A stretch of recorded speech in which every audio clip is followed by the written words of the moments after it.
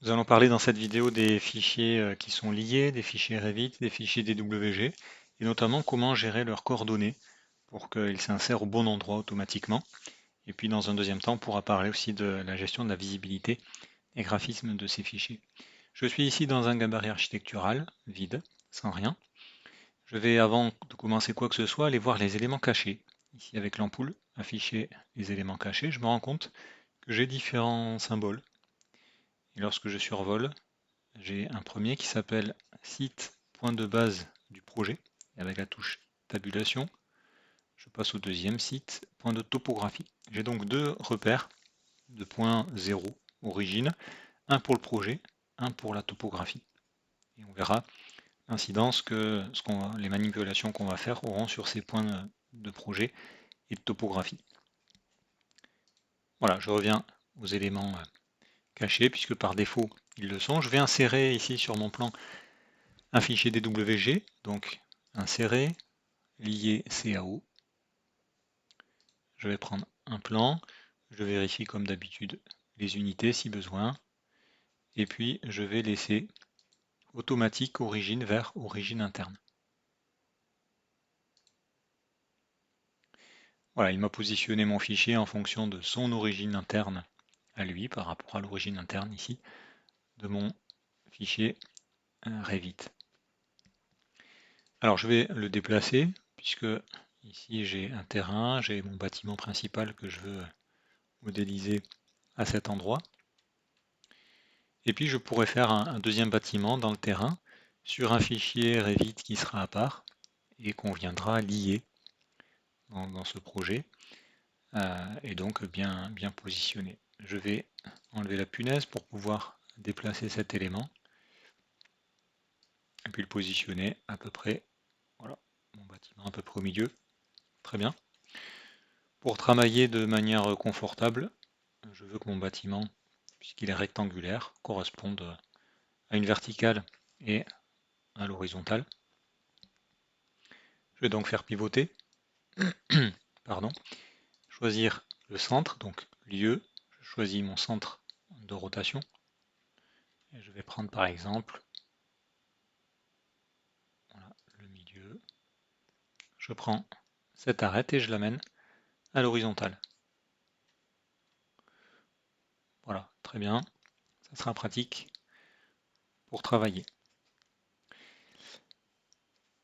Alors c'est pratique pour travailler, mais évidemment ça ne correspond pas au nord, puisque vous voyez ici, le symbole du nord m'indique que c'est ici. Alors ce n'est pas gênant, j'ai la possibilité d'indiquer deux directions à Revit. Celle-là qui me sert pour travailler. Donc, je vais cliquer une fois dans le vide pour désélectionner mon importation. Et je vois que dans les propriétés de la vue, dans orientation, il est marqué nord du projet.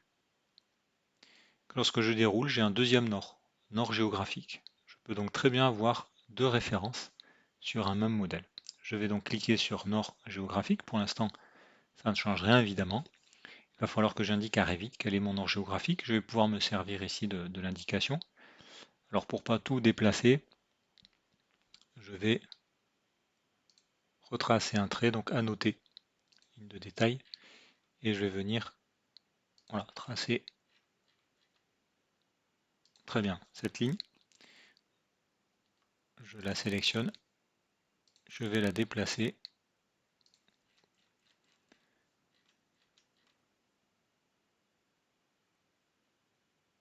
Voilà, impeccable, ça va me servir de repère. Donc je suis bien dans les propriétés de la vue sur orientation nord géographique, et je vais pouvoir maintenant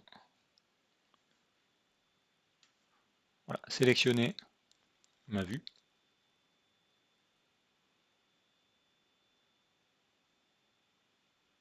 Pardon. Non, très bien, je laisse comme ça, puisque je suis en train de gérer le nord géographique, j'ai déjà positionné. Et je reviens dans Gérer. Donc, je reprends puisque ce n'était pas clair. Orientation nord géographique. Il faut que je sois dans cette catégorie, dans cette propriété ici de ma vue. Le trait m'a servi uniquement à retrouver cet élément. Et je vais dans l'onglet Gérer, la dernière icône ici, faire pivoter le nord géographique. Je choisis lieu pour avoir le centre de rotation.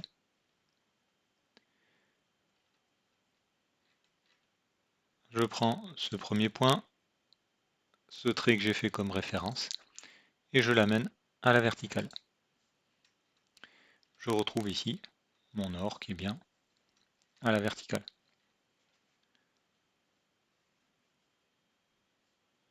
Voilà le nord géographique du projet. Si je reviens dans les propriétés de ma vue,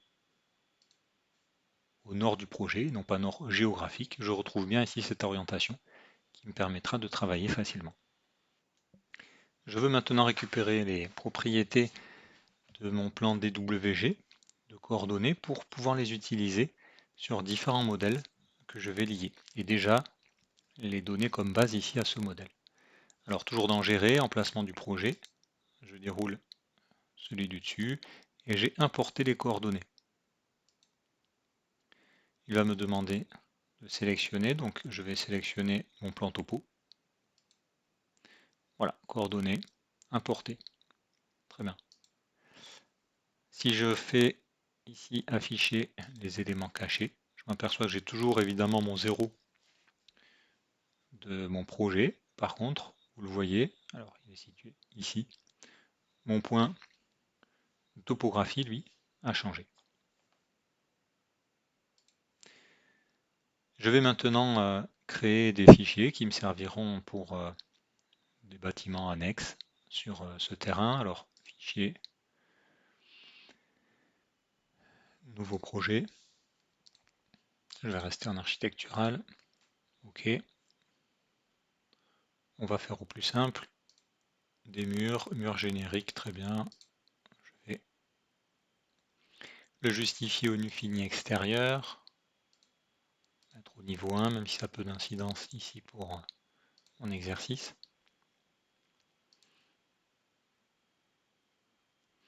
Et puis, voilà, un rectangle 9 par 5. Ce sera très bien. Fichier enregistré sous.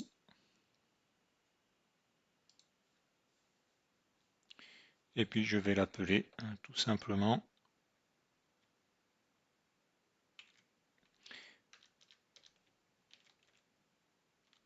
alors c'est pas vraiment un sous-projet puisqu'on en reparlera après. On va l'appeler tout simplement bâtiment 2.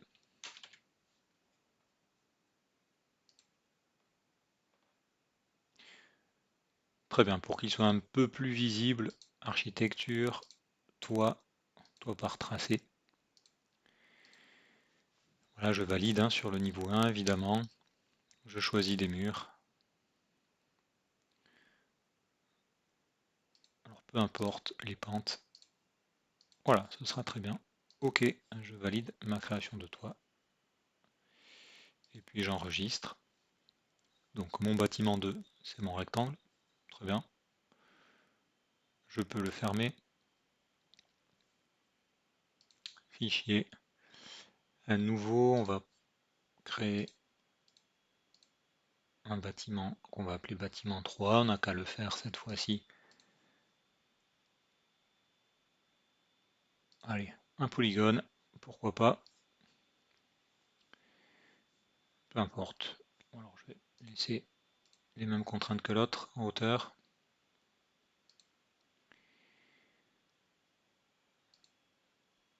Ce sera très bien. Et on va créer de la même façon un toit.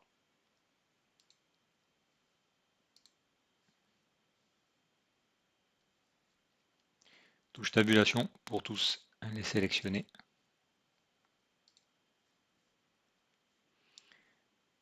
Et je vais l'enregistrer. Enregistrer sous projet.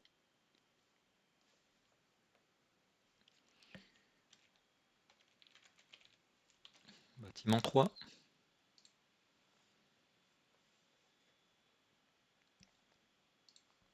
Très bien.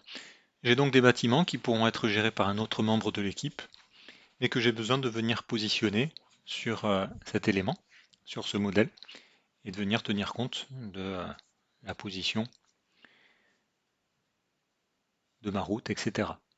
Même si, je vous l'accorde, pour le bâtiment octogonal, c'est un peu particulier. sa position. Je vais donc les insérer dans le ruban insérer, lier Revit, puisque ce sont des modèles Revit, et je viens chercher ici, dans un premier temps, un bâtiment 2. Alors je retrouve ici différentes possibilités. On va laisser origine interne vers origine interne.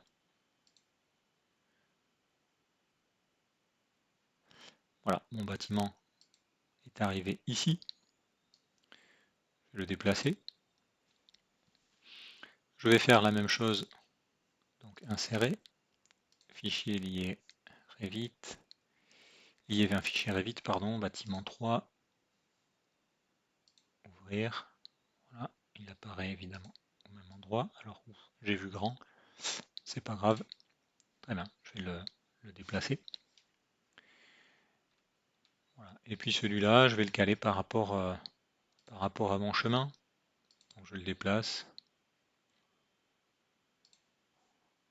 je vais le faire pivoter, donc je choisis lieu, mon nouveau centre de rotation, j'aligne, voilà, ça sera très bien, et puis je vais le déplacer de 2 mètres par exemple. Très bien. J'ai donc sa position qui est bien par rapport à mon plan. Pareil pour celui-ci. Sauf que dans mon projet, dans mon modèle de base, je ne vais pas avoir les bonnes coordonnées, évidemment, puisque le système de coordonnées n'est pas le même. Je vais donc dire que ces fichiers vont être liés, vont partager les coordonnées générales de ce modèle en cours. Pour cela, je reviens dans Gérer. Et au lieu d'importer comme j'ai fait tout à l'heure, je vais exporter les coordonnées sur ce modèle, sur ce fichier lié. OK. Voilà, je suis toujours en cours, je vais vérifier. Et sur celui-là, OK. Très bien, j'enregistre. Et on va l'appeler projet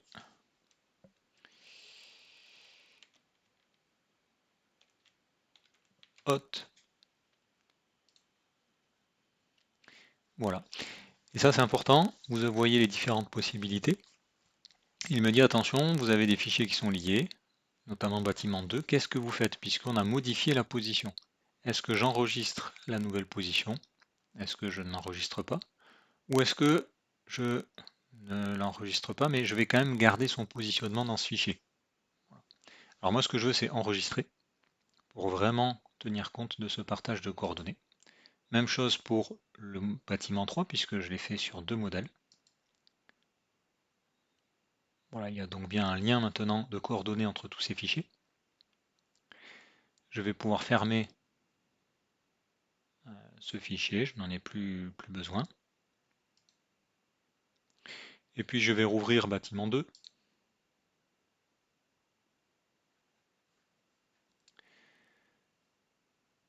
Alors j'aurais dû afficher une coordonnée avant, c'est pas grave, on va quand même bien le voir.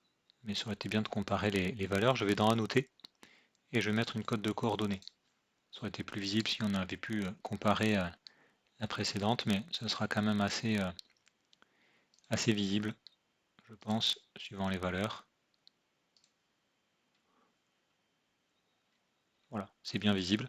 On voit ici des coordonnées, 56, 41. Par rapport au premier point 0 initial de ce fichier, évidemment, hein, ça ne correspond pas. Par contre, elles correspondent bien au nouveau système de coordonnées qui a été appliqué à ce modèle à partir du modèle où j'avais lié tous mes fichiers. Je peux regarder ici les éléments cachés. Donc j'ai mon 0 du projet. Voilà. Et je retrouve bien le point topo par rapport auquel sont calculées ici ces coordonnées. Voilà qui me permet de bien lier mes fichiers les uns par rapport aux autres en conservant des coordonnées réelles. Et même si je n'ai pas tout mon environnement et que j'ai ma position de bâtiment qui me correspond pour travailler, ici voilà, vertical, horizontal, je suis bien dans un système de coordonnées qui correspond à mon modèle plus global. Si je viens maintenant insérer mon plan topo, voilà. Ici c'est important dans le positionnement, je vais placer avec automatique à l'emplacement partagé. Et je vois bien qu'il y a une correspondance entre les coordonnées. Le fichier DWG vient bien s'intégrer, pas s'intégrer, mais voilà, se positionner conformément aux coordonnées. Et je garde mon bâtiment ici qui me correspond pour travailler dans ce modèle-là, mais qui est positionné dans un emplacement plus global. Évidemment, même chose avec l'autre bâtiment. On peut le faire avec autant de fichiers liés qu'on le souhaite. Faisons la manipulation sur notre dernier fichier.